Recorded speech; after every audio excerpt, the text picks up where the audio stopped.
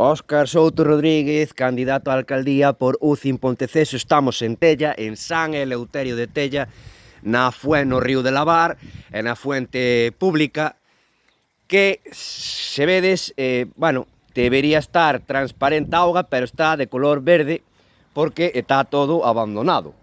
O noso patrimonio público, cuidado co que podo caer por aquí. O noso patrimonio público está así, como vedes. Está que a auga vai por fora, sin limpar.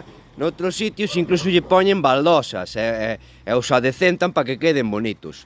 E aquí, pois, que é unha zona pública, pois xa vedes que se olvidan de limpalo. É unha pena porque o río, pois, é unha zona colectiva que, aínda que non se utilice, aínda que haya lavadoras, pois hai que preservalo, porque é unha zona colectiva.